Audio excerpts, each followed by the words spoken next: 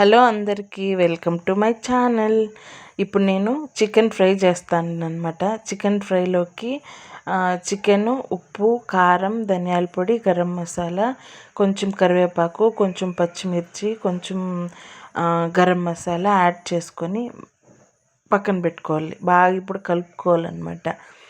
బాగా కలుపుకుంటే ఒక 10 నిమిషాలంత వరకు కలుపుకోవాలి. నేను ఒకటి తర్వాత ఒకటి యాడ్ చేయడం అంటే కొంతమందికి ఇది సింపుల్ వే అనమాట. కొంతమందికి ఒకటి తర్వాత ఒకటి యాడ్ చేస్తా పోతే అది ఒకటి మాడిపోతుంది, ఒకటి చూసుకోరు, అట్లా ఇట్లా ఉంటుంది.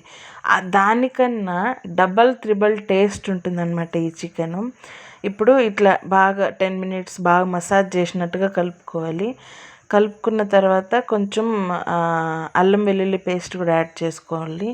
కొంచెం బాగా మ్యారినేట్ లాగా కలుపుకోవాలన్నమాట. దీనికి మళ్ళీ 1/2 అవర్ ఫ్రిడ్జ్లో పెట్టాలి, లేకపోతే 1/2 అవర్ పక్కన పెట్టాలి, ఏం లేదనమాట. 10 మినిట్స్ తరువాత కలుపుకున్నామంటే చాలు.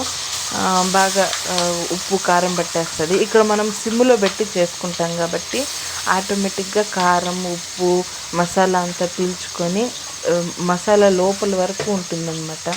అది చాలా బాగుంటుంది.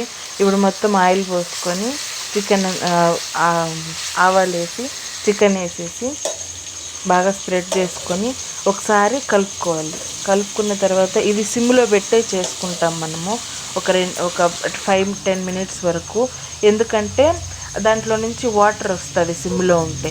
హైలో ఉన్నిందనుకోండి అది మాడిపోయే ఛాన్సెస్ ఉందన్నమాట.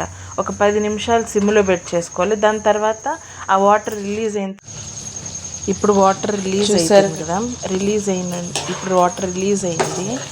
ఇప్పుడు మనం ఫుల్గా బాగా కలుపుకొని మళ్ళీ ఒకసారి మూత పెట్టుకుంటామన్నమాట. ఇప్పుడు ఆ వాటర్ అంతా ఇంకిపోయే లోపు ఆ చికెన్ బాగా ఉడికిపోయి అట్లా డ్రైగా ఉంటుందన్నమాట చికెను. అంటే అది దేంట్లో అద్దుకొని తినడానికి కానీ చపాతీకి కానీ అట్లంతా ఏముండదు.